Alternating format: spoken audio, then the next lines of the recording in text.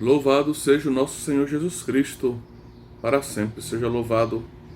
Caríssimos alunos e alunas do curso de Teologia Trinitária, estamos começando a nossa última aula deste curso de 2020. Invoquemos o auxílio divino, como temos feito ao longo de todo o nosso curso. Em nome do Pai, do Filho e do Espírito Santo. Amém. Vinde, Espírito Santo, enchei os corações dos vossos fiéis, acendei neles o fogo do vosso amor, enviai o vosso Espírito, e tudo será criado, e renovareis a face da terra. Oremos, ó Deus que instruíste os corações dos vossos fiéis, com a luz do Espírito Santo, fazei que apreciemos retamente todas as coisas, segundo o mesmo Espírito, e gozemos sempre de sua consolação. Por Cristo, Senhor nosso. Amém. Ó Maria concebida sem pecado, rogai por nós que recorremos a vós. Em nome do Pai, do Filho e do Espírito Santo. Amém. Então, caríssimos alunos e alunas, hoje nós vamos concluir o nosso curso, depois de termos apresentado um panorama da teologia contemporânea no que concerne o Tratado da Trindade. Nós vamos falar hoje, de uma irmã, de uma religiosa carmelita, chamada justamente Elizabeth da Trindade. Acredito que todos conheçam essa santa, que foi canonizada em 2016 pelo Papa Francisco, que teve uma experiência muito profunda com a inabitação trinitária, e alguns teólogos estudando a obra, vamos dizer, a vida e os escritos de Elizabeth da Trindade, e aí eu aproveito e digo que os seus escritos estão reunidos, Aqui tem uma edição um pouquinho já antiga, mas é um volume das obras completas, de Elizabeth da Trindade, publicado pelas Vozes. Essa obra é de 1994. Então, estudando, examinando um pouco a sua vida e também os seus escritos, alguns autores perceberam que havia uma verdadeira doutrina, uma doutrina vivencial, uma doutrina sapiencial na vida e nos escritos de Elizabeth da Trindade. Eu gostaria de recordar um outro carmelita que ainda ensina em Roma, na faculdade dos carmelitas, o instituto lá conhecido como Teresianum, que é um francês que se chama Padre François-Marie Letel. François-Marie Letel. Ele inclusive pregou exercícios espirituais para o Papa Bento XVI. Ele era um grande amigo do Papa João Paulo II e trabalha ainda, creio, como consultor na Congregação para a Causa dos Santos. Ele foi também um dos nomes mais importantes do processo que levou ao doutoramento de Santa Teresinha. Ele afirma na sua teologia que a vida e os escritos dos santos são uma fonte de teologia para a Igreja.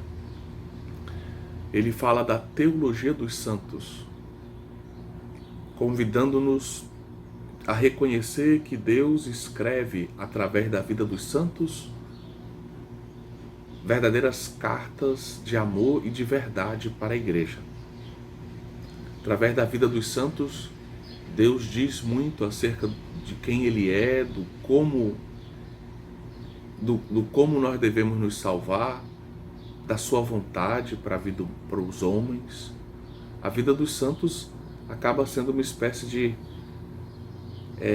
obra divina, uma carta que Deus dirige a toda a Igreja. E por isso nós devemos ler a vida dos santos, sim, com os olhos da devoção, mas também com os olhos de teólogo. Não devemos achar que encontramos teologia apenas em grossos livros nas bibliotecas, mas a vida, os escritos, os testemunhos dos santos também são e devem ser uma fonte para a reflexão teológica. Então nós vamos começar com uma breve introdução à figura de Elizabeth da Trindade. Ela nasceu em 1880 na França. Ela era filha de um capitão, um militar, e infelizmente o seu pai morreu ainda muito jovem, E ela, aos 7 anos de idade, se viu órfã de pai. Ela morreu em 1906 em Dijon, já como irmã carmelita.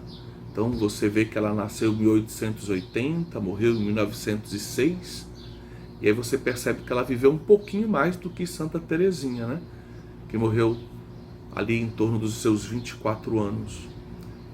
Elizabeth da Trindade morre com 26 anos de idade. Ela foi beatificada pelo Papa São João Paulo II em 1984 e por quase 32 anos a Igreja esperou a sua canonização. Em 2016, então, o Papa Francisco pôde, para a alegria de tantos, pôde canonizá-la. Em 1891, já aos 11 anos, Elizabeth da Trindade fez a experiência da primeira comunhão. E aquela criança que até então era descrita como muito vivaz, um temperamento muito vivaz, alegre e até um pouco traquina, a gente poderia dizer no bom sentido do termo, ela se torna, depois da primeira comunhão, uma criança que não perde a sua alegria, mas que se torna mais moderada nas expressões das suas alegrias, do seu entusiasmo, da sua excitação, próprias da infância, Então ela se torna mais moderada e se volta mais para Deus, para a oração e para a vontade de Deus. Por isso ela vai se engajar na vida paroquial, ela vai se engajar nos serviços paroquiais e vai começar a visitar os doentes, cuidar dos doentes, vai dar o catecismo para as crianças que na época trabalhavam em fábricas e vai assim amadurecer a sua fé, amadurecer a sua experiência com Deus, a vivência da caridade e também na oração essa busca do que Deus deseja da sua vida. Nesse contexto, já concluindo, por assim dizer, a sua adolescência, Elizabeth da Trindade vai ser cortejada por alguns rapazes que vão endereçar à sua mãe propostas de casamento à jovem Elizabeth. A sua mãe até desejava, como uma boa mãe na época, que a sua filha pudesse casar cedo, pudesse encontrar um bom marido, pudesse viver uma vida matrimonial cristã, digna e exemplar. Mas apesar das insistências da sua mãe, Elizabeth traz no coração uma firme convicção. Ela se sente chamada, não à vida matrimonial, mas ela se sente chamada a uma vida consagrada. E especificamente, ela se sente chamada a uma vida consagrada no Carmelo. E vejam que a cerca de 200 metros da sua casa havia um Carmelo. E ela se sentia seduzida por essa vocação. Sentia Deus no seu coração, chamando a sua Elizabeth para dedicar-se totalmente a Ele, na busca de uma perfeição de vida religiosa. Ao longo da sua vida, ela começou, depois que ela entrou no Carmelo, de modo especial isso ressoa em vários escritos dela, ela começou a se chamar, ela se auto-intitulava, de uma forma bem-humorada, mas ao mesmo tempo de uma forma teologicamente significativa, ela se chamava a si mesma de Laudem Gloriae, louvor de Deus, porque ela queria ser para Deus, nessa terra já, um louvor contínuo de amor. Ela queria ser para o Deus unitrino que ela sentia que habitava no seu coração. Ela tinha essa convicção, especialmente pela fé e na vivência da caridade, que ela queria corresponder a esse Deus unitrino que vivia nela, que habitava nela, oferecendo-lhe o seu louvor, oferecendo-lhe o louvor devido, fazendo da sua vida um sacrifício de louvor agradável a Deus. Ainda muito jovem, ela morre, apenas aos 26 anos, com uma doença chamada de Addison, que me parece que hoje tem cura, mas na época não havia cura para ela. E ela, então, doente, sabendo que vai morrer, ela se prepara com toda a dignidade de uma religiosa e de uma mulher de Deus, que sabe que a morte não pode separá-la desse Deus unitrino que vive nela e que a espera para um mergulho eterno no seu amor. Ela termina a sua vida, então, com essas palavras muito simples, mas muito profundas. Ela diz, traduzindo aqui um pouquinho do francês: parto rumo à luz, ao amor, à vida. Vejam, parto rumo à luz, ao amor, à vida. São três modos de dizer o mistério desse Deus unitrino, onde cada um busca referir-se, indicar uma pessoa da Trindade. Parto rumo à luz, o Pai, a luz do seu amor infinito, desse seu amor misterioso, vem o Filho, é enviado o Espírito Santo. Rumo ao amor da sua vida, ao amor do Verbo encarnado, ao amor do Filho que se fez carne para que os homens pudessem ser divinizados. O esposo das almas, como bem recorda a espiritualidade carmelita, especialmente Santa Teresa, mas pensemos também no grande São João da Cruz. E a vida, parto rumo à luz, o Pai, ao amor, o Filho eterno encarnado, e a vida, o Espírito Santo, o Senhor da vida, Senhor que dá a vida. Então o Espírito Santo é, vamos dizer, indicado com esse termo vida, aquele que vivifica a vida da igreja, vivifica também o coração dos fiéis, trazendo a vida sobrenatural que Cristo conquistou para nós, pela cruz, pelo seu amor infinito, para a glória de Deus. Então, na verdade, essas palavras de Santa Elizabeth da Trindade, elas são quase uma doxologia final da sua vida, Uma espécie de doxologia final, como no final da oração eucarística, Nós dizemos por Cristo, com Cristo e em Cristo, A vós, Deus Pai Todo-Poderoso, na unidade do Espírito Santo, toda honra e toda glória, Ou seja, a vós, Deus Pai, na unidade do Espírito Santo, que chegue o meu louvor por Cristo, com Cristo, em Cristo, ao Pai, que está na unidade do Espírito Santo. Certo? Então, essa doxologia trinitária, tão bonita, que conclui o louvor da oração eucarística. Mas aqui nós vemos também uma espécie de doxologia final da sua vida, um louvor final, aquela que se auto-intitulava Laudem Gloriae, ela faz um louvor final, né? Ela parte nesse estado de alegria, de louvor, na direção da luz, do amor e da vida. Ela entrega a sua vida à Trindade, à luz do Pai, ao amor do Filho encarnado, à vida do Espírito Santo. Agora nós vamos passar para um segundo momento dessa nossa aula, onde nós vamos falar um pouco da experiência de Elizabeth com a inabitação trinitária.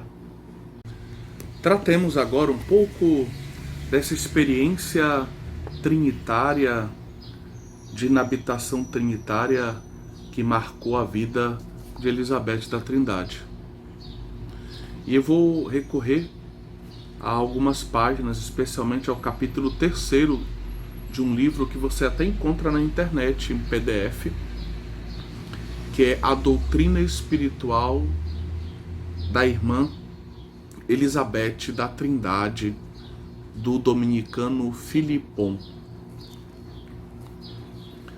Bem, a gente poderia dizer que o mistério da inabitação trinitária, o mistério dessa habitação de Deus na alma, é o ponto central da vida e da doutrina de Santa Elizabeth da Trindade. E nisso é preciso recordar que ela é uma autêntica filha do Carmelo. Mesmo que essa consciência tenha despertado nela até antes de entrar no Carmelo. Mas ela é uma autêntica filha do Carmelo. Em que sentido? Pois se há uma verdade grata à doutrina mística do Carmelo, é sem dúvida este mistério. A certeza de que Deus está presente em nós e que para encontrá-lo basta entrarmos dentro do reino interior que se encontra em nossa alma. Esta ideia de que Deus habita a nossa alma, está presente em nós, resume, de certo modo, a vida espiritual do Carmelo. Santa Teresa, no seu caminho de perfeição, ao comentar o Pai Nosso, nota que Deus não está somente no céu, mas está também, escreve Santa Teresa, no mais íntimo de nossa alma, onde cumpre recolhermos-nos para o procurarmos e o descobrirmos. Então Santa Teresa, ela recorda que o Pai, que nós dizemos estar nos céus, ele também está na nossa alma. E nós temos que nos recolher. Nós temos que percorrer o caminho da interioridade, como dizia Santo Agostinho, para procurarmos e descobrirmos Deus em nossas almas. No castelo interior, a presença da Santíssima Trindade constitui o ponto culminante do itinerário místico proposto. O itinerário quer conduzir a alma de fora do castelo até a morada mais interna, a sétima morada, aonde a alma vive o esponsal com Cristo, o matrimônio espiritual. E é justamente nessa morada mais interior que brilha a presença, fulgurante, divinizante, beatificante do Deus unitrino. As almas chegadas à união transformante vivem habitualmente na companhia das pessoas divinas e encontram na sociedade trinitária os gozos mais beatíficos da terra. Então, na medida que a alma vai entrando nesse castelo, passando, por cada fase da vida espiritual, chegando até a sexta, a sétima morada, que seria o nível de maior perfeição da vida cristã, A alma vai desposando Jesus, e ao desposar Jesus, ela vai vivendo de um modo mais profundo essa familiaridade com Deus unitrino, com cada pessoa da Trindade e com as suas relações de amor. Ela vai percebendo esses movimentos de amor trinitários dentro do seu próprio coração. Ela vai participando desse dinamismo de amor próprio da vida trinitária. Ela vai antecipando um pouco do céu aqui na terra pelo caminho da oração, pelo caminho da interioridade espiritual. Para São João da Cruz também, esta presença é o ponto de convergência de toda a teologia mística, principalmente nos estados mais elevados da alma, e a sua doutrina nesse aspecto coincide inteiramente com a de Santa Teresa. Ele costumava, São João da Cruz costumava rezar por devoção a missa da Santíssima Trindade, o que mostra o quanto ele amasse a grandeza do mistério trinitário. E diga-se de passagem, o prefácio da missa da Trindade é belíssimo. Todas as orações, mas o prefácio é muito bonito, especialmente na sua forma latina. E durante a celebração do Santo Sacrifício, São João da Cruz tinha um pouco de dificuldade, diz o padre Filipon, para não entrar em êxtase, porque ele se sentia tão mergulhado no mistério da Santíssima Trindade, ele se sentia tão atraído por esse mistério, que ao longo da celebração, recitando cada oração, a riqueza de cada oração, ele tinha que fazer uma espécie de esforço para não entrar em êxtase espiritual. A própria Santa Teresinha, também ela doutora da Igreja, como Teresa e como João da Cruz, ela se ofereceu como vítima de amor a Deus, como vítima de amor no dia da Santíssima Trindade. A sua oferta ao amor misericordioso é, no fundo, uma oração essencialmente trinitária. Afinal, ela diz: ó meu Deus, Trindade bem-aventurada, a fim de viver num ato de perfeito amor, ofereço-me como vítima de holocausto ao vosso amor misericordioso. Ela dirige a sua oblação, o seu sacrifício de amor ao Deus Trindade, fonte de todo amor, aquela que sentia, que percebia, que estava convencida pela fé que a sua vocação era ser amor. Ela dirige-se ao Deus amor, o Deus Trinitário, e oferece a sua vida como uma oferta, como um sacrifício de amor. Um sacrifício de amor ao Deus que é amor misericordioso.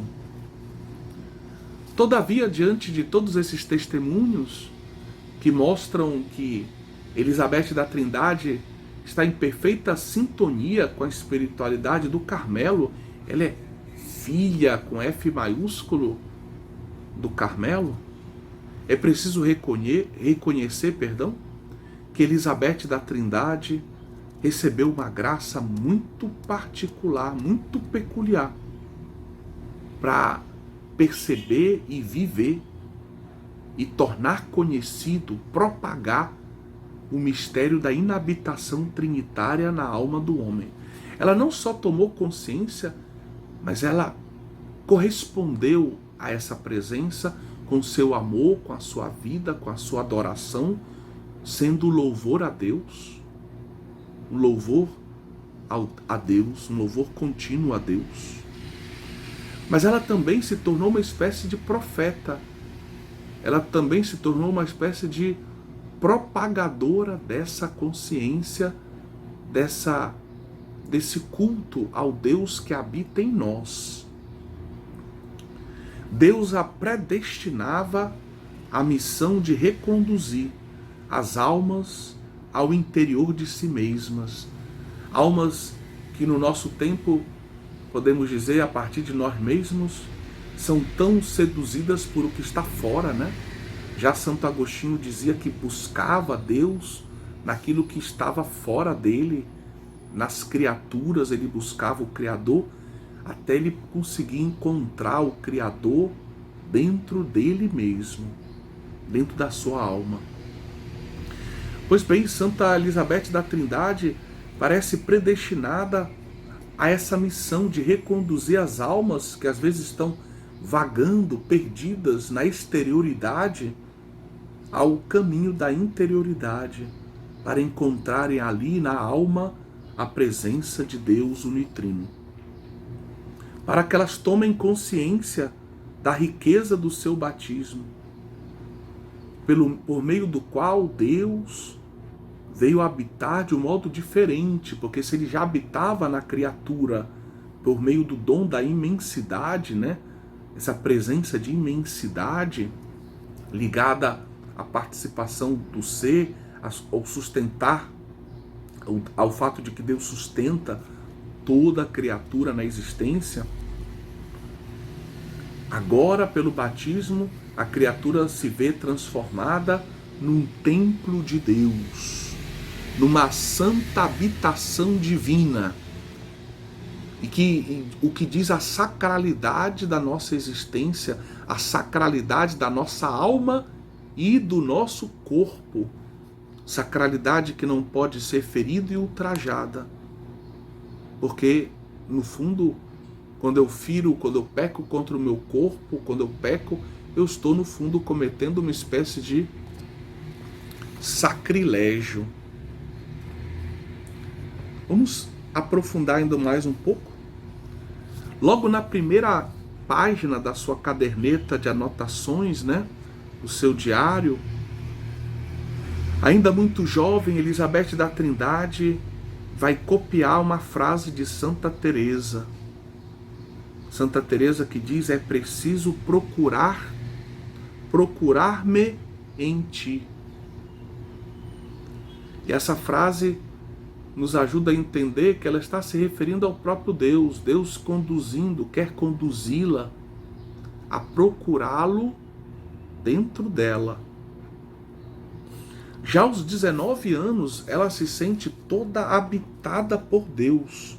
E muitas vezes ela diz às suas amigas: parece-me que ele está aqui. E fazer alguns gestos para tentar dizer o que ela experimentava. Ela fazia gestos como quem tem uma criança no colo, ou quem tenta abraçar uma presença que está como que invisível no seu peito. E afirmava que precisava perguntar ao seu confessor o que significava essa experiência que ela tinha, né? Ela queria que o seu confessor, que um padre pudesse orientá-la para que ela entendesse melhor essa experiência que ela fazia de uma presença tão viva dentro do seu coração, uma presença divina, cheia de amor e ao mesmo tempo que trazia uma paz e uma felicidade. A providência divina a colocou então em contato com o padre Vallée, V-A-L-L-E-E. É um padre que era um teólogo famoso, e esse padre vai orientá-la, vai ajudá-la, vai esclarecer a sua consciência, ajudando-a a compreender que estava experimentando uma verdade dogmática, ou seja, estava experimentando a habitação divina na alma do cristão. Verdade dogmática ligada, né, ao batismo. Esta explicação foi como uma luz radiante que orientou toda a vida de Elizabeth, fortaleceu a sua fé, animou-a na vida de oração. para que ela buscasse no seu interior a intimidade com aquele que ela chamava dos seus três, os meus três, né? Essa intimidade própria dos santos, né? Como costumava ela chamar, os seus três. Uma amiga testemunha, né? Isso está no processo de beatificação de Elizabeth da Trindade, que a gente poderia resumir a vida de Elizabeth dizendo: a Santíssima Trindade era o seu tudo. Em 1899, então ela está ali em torno dos seus 19 anos, ela participa de um retiro espiritual e recebe as primícias das graças místicas. Ela escreve: mergulhemo-nos nessa Trindade Santa, nesse Deus todo amor. Deixemo-nos transportar para aquelas regiões onde não há senão Ele, Ele só. Ela usa a imagem do mergulho, da interioridade mais profunda, ir até o centro da alma, como dizem os santos carmelitas. Para lá encontrar aquele que mora soberano, Deus.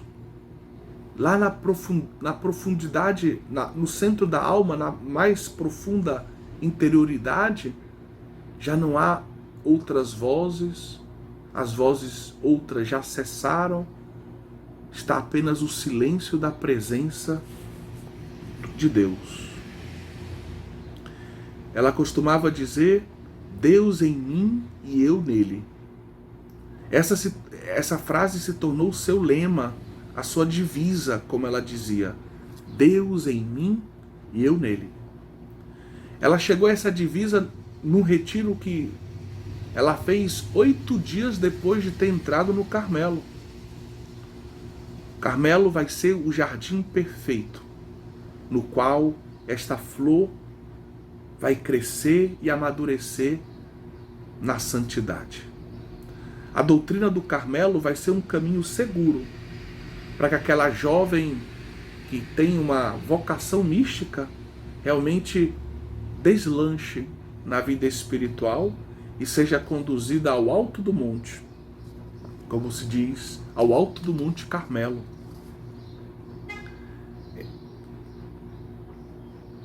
Ela experimentava em seu coração essa presença íntima do Deus unitrino, um pedaço do céu. Seu nome religioso acaba sendo um reflexo desse mistério que a habitava e que envolvia toda a sua vida. Ela vai conservar o nome Elizabeth, mas o da Trindade vai dizer, digamos assim, de modo bem claro, quem é essa santa? Qual foi a graça que essa santa recebeu? Qual a missão dessa santa?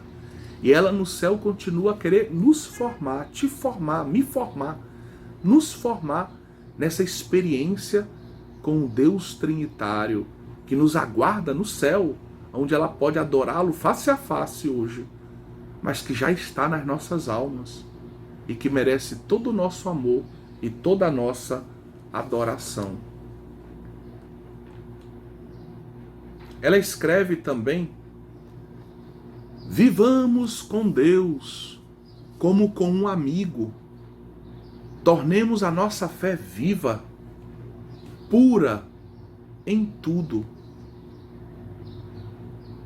comunguemos com Ele.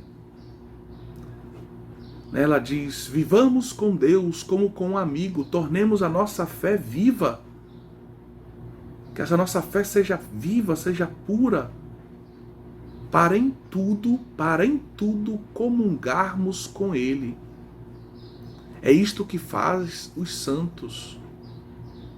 Trazemos o céu em nós, ela diz, que belo.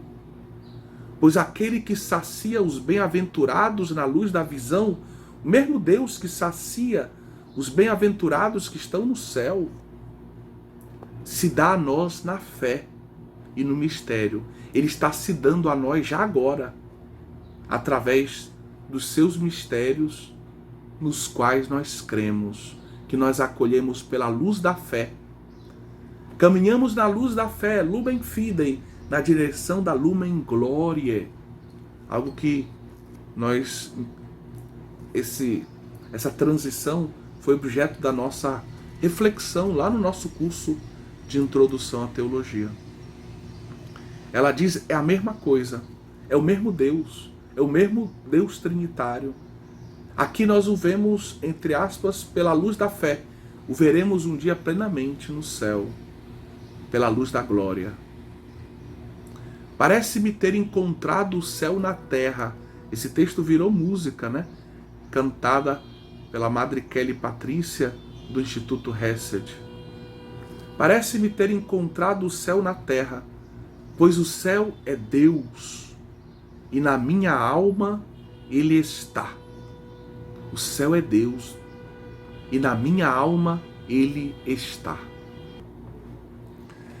Ela continua dizendo, no dia em que compreendi isso, tudo se iluminou para mim, e quisera dizer este segredo baixinho a todos que amo, a fim de que também possam aderir a Deus através de tudo e se realize a oração de nosso Senhor. Pai, sejam todos consumados na unidade. Nessa unidade que é, em primeiro lugar, a unidade da Trindade, que quer abraçar todos os homens, fazendo com que eles vivam na unidade com Deus e entre si. Não, são textos de uma profundidade teológico-espiritual impressionante. Aqui a gente vê justamente o que Santo Tomás de Aquino dizia, tantos séculos antes. Santo Tomás que diz que tem dois modos da gente conhecer a Deus, o modo do estudo, o modo da teologia, da labuta diária de um conhecimento feito por meio de leituras, de reflexões, que é lento, que muitas vezes demora, que tem as suas imperfeições. Mas existe o outro modo, o modo, né, que nos inclina na direção do mistério por uma vida de oração, por uma vida mística, onde muitas vezes o conhecimento vem de modo muito mais rápido, uma ciência de tipo infusa. E aqui nós estamos diante de um testemunho desse, de uma mulher que é uma teóloga da teologia trinitária, né? Uma mística e teóloga, à luz do que eu disse sobre o padre, da visão do padre François-Marie Letel. Né? A vida e os escritos dos santos são a fonte de teologia, são teologia. E aqui a gente percebe, né, nesses poemas, nesses escritos dela, toda uma força teológica, né? Uma teologia profunda, pura, cristalina. Interessante, ela continua, interessante são as minhas anotações, não são dela não.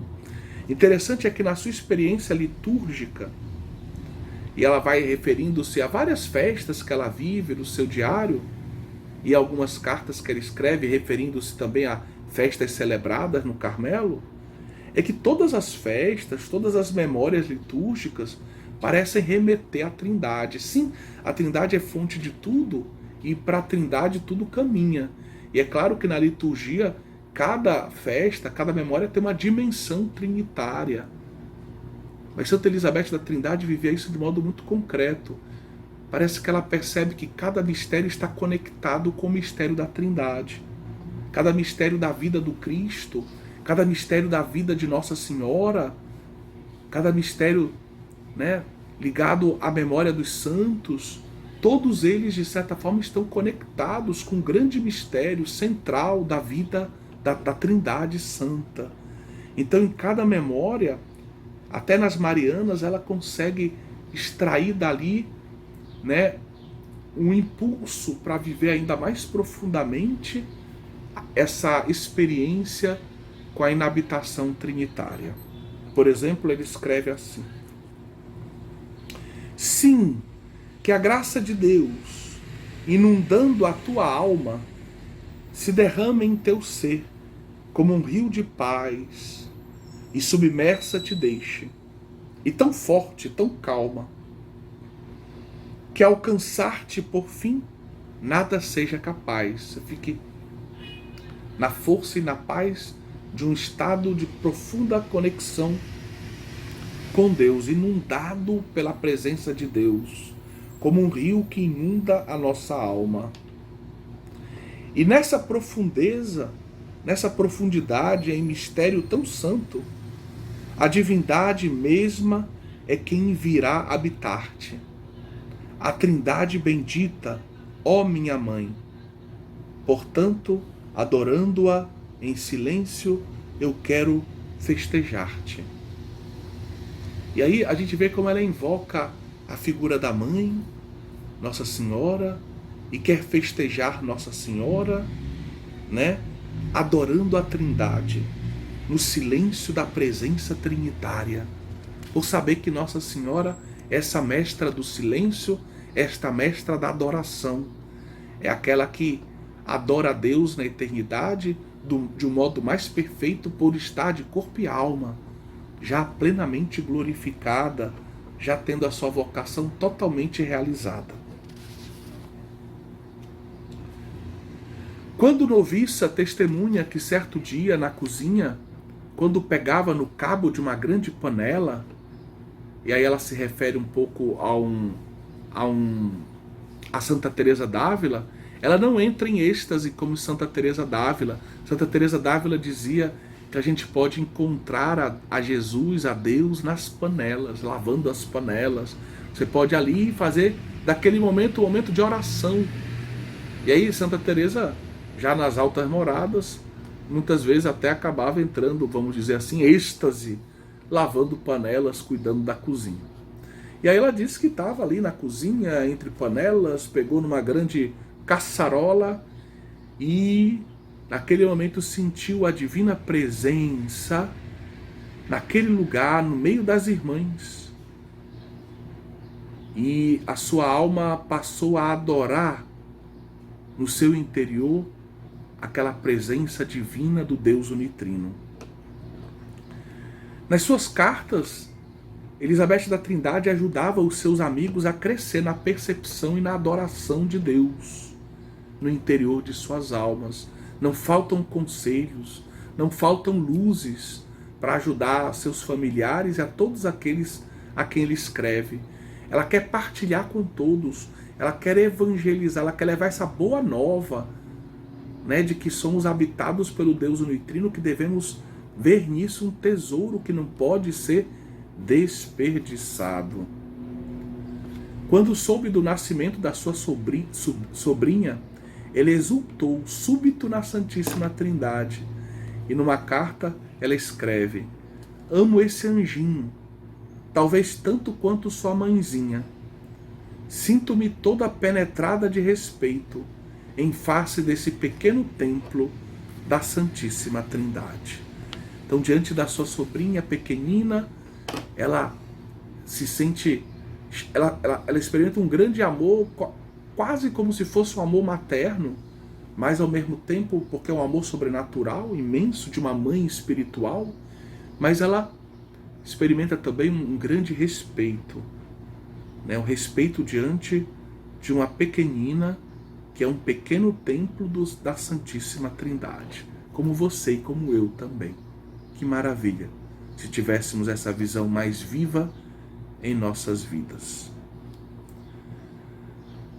Forte experiência no dia 21 de novembro, o Carmelo tem a tradição, né, o dia que normalmente se costuma fazer a memória da apresentação de Maria no templo, né? E o Carmelo tem o costume de renovar sua profissão religiosa nesse dia. E ela faz esse gesto com as suas irmãs, mas o experimenta de um modo muito profundo, até profético, e já já o explico. Essa forte experiência que ela tem se traduz depois numa oração que ela escreve logo que ela volta à sua cela. Então ela vai escrever essa oração que é, eu vou ler por inteiro essa oração, vou fazer pequenos comentários, mas é uma oração que ela escreveu em 21 de novembro de 1904. Talvez é o seu texto mais conhecido, que vale a pena a gente conhecer também. É uma espécie de síntese da sua vida interior e vai vir num momento de mudança na sua existência. Já comentamos isso. Ela escreve assim. Estou lendo a página 459 das Obras Completas de Elizabeth da Trindade. Ó meu Deus, Trindade que adoro, ajudai-me a esquecer-me inteiramente de mim mesma, para fixar-me em vós, imóvel e pacífica, como se minha alma já estivesse na eternidade. Ela dirige essa oração ao Deus Trindade, que ela adora constantemente no seu coração, pedindo para se esquecer ainda mais de si mesma, para poder ficar imóvel, em paz, adorando o Senhor como se já estivesse no céu. Que nada possa perturbar minha paz, nem me fazer sair de vós. Ó meu imutável, aí fala da imutabilidade divina, mas que em cada minuto eu me adentre mais na profundidade de vosso mistério. Ou seja, esse Deus que é infinito me permite a cada instante estar mergulhando mais e mais no seu mistério. Eu posso mergulhar por toda a eternidade nesse mistério sem esgotá-lo, sem chegar ao fim do mistério. E ela continua dizendo: pacificai minha alma, fazei dela o vosso céu. Ela quer que a alma dela seja o céu para Deus, vossa morada preferida e o lugar do vosso repouso. Repousa em mim, que a minha alma que não haja nada na minha alma que te desagrade, que tudo na minha alma seja agradável a ti. Que eu jamais vos deixe só, mas que aí esteja toda inteira, totalmente desperta em minha fé, toda em adoração, entregue inteiramente a vossa ação criadora. Você está sempre, como se ela estivesse dizendo para Deus: Senhor, o Senhor está sempre nos criando e recriando no seu amor. Aí, entenda, ela dirige toda a oração primeiro a Deus, a Trindade, e depois ela vai declinar essa oração. No segundo parágrafo ela fala do Cristo. Agora ela se dedica a Cristo, ao esposo. Ó meu Cristo amado, crucificado por amor, quisera ser uma esposa para o vosso coração. A esponsalidade própria da espiritualidade carmelita, quisera cobrir-vos de glória, amar-vos até morrer de amor. Sinto, porém, minha impotência, a sua pequenez, a humildade da santa, né? Peço-vos revestir-me de vós mesmos, como Paulo diz, revestir-vos, devemos nos revestir de Cristo, né? Então, revestir-me de vós mesmos, identificar a minha alma com todos os movimentos da vossa. Ela quer ter uma alma como a de Cristo. Submergir-me, invadir-me, substituir-vos a mim, para que minha vida seja uma verdadeira irradiação da vossa, seja um prolongamento da vossa vida, ó Cristo. Vinde a mim como adorador, como reparador e como salvador. Adorador porque na humanidade Jesus presta, né, todo o culto devido ao Pai. Ó Verbo eterno, palavra de meu Deus, Verbo, palavra do meu Deus, quero passar minha vida a escutar-vos. Quero ser uma docilidade absoluta para tudo aprender de vós, tu que revelas, tu que falas. Quero acolher cada palavra com reverência, aprender de ti. Depois, através de todas as noites, de todos os vazios, as noites escuras, os vazios, os desertos, de todas as impotências, quero ter sempre os olhos fixos em vós, ficar sob vossa grande luz, ó meu astro amado como o sol. Fascinai-me a fim de que não me seja mais possível sair de vossa irradiação. Eu quero ser cada vez mais fascinada, apaixonada por ti, para que o meu olhar não se mova, não busque outras coisas, mas o meu olhar esteja sempre atento, fixo em ti. E aí ela passa agora a falar do Espírito Santo, ó fogo devorador, Espírito de amor, vinde a mim, para que se opere em minha alma como uma encarnação do Verbo, assim como a encarnação do Verbo aconteceu pelo teu obrar, Espírito Santo, que pelo teu obrar, pela tua ação, também o Verbo se encarne em mim, que eu seja para ele uma humanidade de acréscimo, como uma continuidade, um prolongamento da humanidade dele aqui na Terra, na qual ele possa renovar o seu mistério. E vós, ó Pai, ela tem sede de união com o Verbo. E ela sabe que essa união com o Verbo só pode acontecer pelo poder do fogo do Espírito. Ó Pai, agora ela dirige ao Pai a oração. Ó Pai, inclinai-vos sobre a vossa pobre e pequena criatura. O Pai é o Criador, ela pede que ele se incline sobre a pobreza, a pequenez da sua criatura. Cobria com vossa sombra, a sombra que cobriu Maria, para que o Verbo se encarnasse, para que o Verbo também se encarne na vida de Elizabeth, vendo nela só o bem-amado, no qual pusestes todas as vossas complacências, que você me cubra com a tua sombra, olhando para mim e vendo em mim teu Filho Jesus Cristo, no qual colocastes todo o teu amor. Que maravilha! Realmente é uma espiritualidade de uma solidez doutrinal impressionante.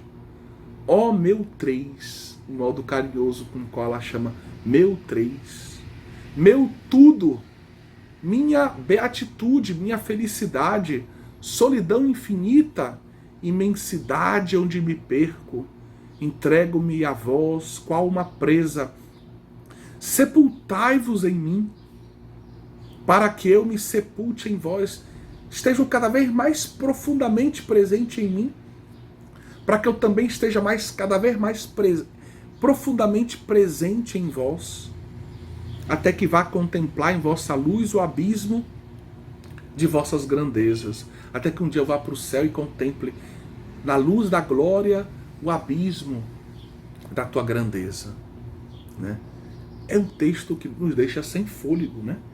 Não só do ponto de vista espiritual, da piedade, mas também do ponto de vista teológico, né? Esta oração, recorda o padre Filipon, é uma das mais belas do cristianismo. É fruto de uma vida inteira de santidade, de um carisma especial que a fez jorrar, que a fez como que jorrar do coração de Elizabeth. Logo depois dessa oração, dela compor essa oração, Elizabeth começou a entrar no seu calvário. Ela vai começar a sofrer gravemente dessa doença que a levará até a morte. Antes de partir, porém, ela deixa as suas irmãs carmelitas oralmente, verbalmente, e também escreve ainda a outras pessoas, ela deixa a sua herança. E a sua herança, né, é esse amor que ela tem pelos três, por aquele que ela chama o meu três. Ela quer transmitir essa herança para todos os que ela puder. Ela quer que todos aprendam, né, a ter consciência, a amar e a adorar esse Deus que habita em nossa alma. E ela continua fazendo isso, do alto do céu, como santa. Os seus escritos, o seu testemunho continua inspirando a mim. E eu confesso que eu já fui alcançado por essa graça, né? Tenho que crescer muito. Mas Elizabeth da Trindade já faz parte, né, das minhas amigas, né, das amizades espirituais que Deus me deu. Mas também quer alcançar você que está me escutando, né? Termino com um breve, né, resuminho de alguns aspectos doutrinais que a gente encontra, né, na doutrina trinitária de Elizabeth da Trindade, né? Ela não tem uma teologia sistemática, mas existe uma teologia na sua vida, nos seus escritos, nas suas cartas, no seu diário espiritual, nas suas poesias. O lugar da inabitação trinitária, ela sempre descreve como o lugar mais profundo da nossa alma. Na linguagem teresiana, na linguagem do Carmelo, isso é o que se chama o centro da alma. É o centro do castelo, né? É o lugar mais profundo, ali onde tudo silencia, está só Deus. Muita gente vive a vida toda aqui na Terra sem chegar no centro da alma. Conhece muita coisa fora e não conhece o centro da sua alma. Então esse é o lugar onde está a inabitação trinitária, segundo Elizabeth da Trindade. Essa experiência, ela não é tanto sensível. Ela teve alguns aspectos sensíveis na vida de Elizabeth, especialmente no início. Mas ela é uma experiência de fé. Ela sabe, ela é iluminada pela fé quanto a essa verdade que chama a atenção dela e que fixa o seu olhar, para que ela ame e adore o Deus presente na sua alma. É uma experiência de fé e que purifica a fé. Então, a fé faz com que ela contemple essa verdade purifica a sua fé, aí ela contempla com mais pureza essa verdade, mais profundamente, mais a sua fé é purificada, e existe um círculo virtuoso aqui, um círculo que faz com que a sua fé a coloque diante da grandeza desse mistério e gere, né, disponha a vontade e o amor de Elizabeth para adorar nessa presença do Deus unitrino na sua alma. Essa experiência também é uma experiência que é uma manifestação do amor de Deus. Claro, Deus habita em nós porque nos ama, tanto que São Paulo na carta aos Romanos diz: o amor de Deus foi derramado em nossos corações pelo Espírito Santo que nos foi dado. Então uma experiência, essa presença de Deus em nós é sinal do amor de Deus por nós, vem do amor de Deus essa presença, e essa presença gera amor. Essa presença gera caridade, é motor de caridade em nós. E aí a pessoa que é agraciada com ela deve agradecer o amor que ela manifesta e deixar que esse amor a invada, que esse amor forme toda a sua existência, forme o seu intelecto, forme a sua vontade, deforme as suas ações, né? Esse amor que é o amor por Deus, o amor pelo próximo, que é a caridade, o ágape, que deve ser a forma da nossa vida cristã, né? Depois, essa experiência, ela gera recolhimento. Ela acontece na vida de Elizabeth pelo recolhimento, e ela gera um recolhimento. Também tem um círculo virtuoso aqui, né? Recolhimento gera a percepção gera mais recolhimento, o recolhimento gera mais amor por essa presença, o amor gera mais recolhimento, o recolhimento gera mais adoração, a adoração gera mais recolhimento, e assim a pessoa vai crescendo no recolhimento, né? Tanto é vamos dizer, um elemento que propicia a experiência, o recolhimento, quanto o recolhimento também vai crescendo como um fruto da experiência com a inabitação trinitária. Finalmente, a gente poderia dizer que essa experiência, né, com a inabitação trinitária, ela é progressiva. Ela não é dada toda de uma vez e de um modo já perfeito, mas ela é progressiva, né? Ela vai progredindo ao longo do tempo na direção do céu, como numa subida na direção do céu. E ela tem alguns efeitos. E aí eu gostaria de destacar 3 aqui. Primeiro, o esquecimento de si mesmo. Alguém que percebe essa presença do Deus unitrino na sua alma vai ficando fixada nessa presença e vai se esquecendo cada vez mais de si, dos seus projetos, da sua vontadezinha. Vai querendo amar e servir o Deus unitrino que habita em mim, adorá-lo, fazê-lo conhecido. Esse é o centro da vida de alguém que tem essa experiência. Então, o esquecimento de si, depois a união transformadora, essa experiência com o Deus unitrino é unitiva e transformadora, vai nos unindo a esse Deus, e é claro, isso vai divinizando a nossa vida, vai divinizando os nossos sentimentos, divinizando tudo o que somos. É o processo de santificação. É o que São João da Cruz diz. A caridade é o amor transformante, é o amor que diviniza. Né? E essa experiência com o amor do Deus unitrino, que vive no centro da minha alma, vai me transformando, vai me divinizando. Né? É uma união transformadora. E por fim, claro, cheio de amor, sendo santificado, eu quero que todos conheçam esse Deus. Então, Santa Teresa, quando a gente pensa na sétima morada, a gente pensa que a pessoa fica na sétima morada já em êxtase definitivo, só esperando o céu. Não. Foi, né, nessas moradas mais avançadas, sexta e sétima morada, coincide com a vida mais apostólica de Santa Teresa. Santa Teresa quer que todos conheçam, né? Quer evangelizar, quer transmitir esse amor de Deus para todo mundo, né? Da mesma forma, Elizabeth da Trindade, isso fica claro. Quanto mais cresce essa experiência da inabitação trinitária, mais ela quer partilhar isso, mas ela quer que os outros conheçam, mas ela quer anunciar a boa nova desse amor do Deus unitrino, da misericórdia do Deus unitrino, mas ela quer anunciar a salvação que nós só encontramos no Deus unitrino, que habita em nossas almas.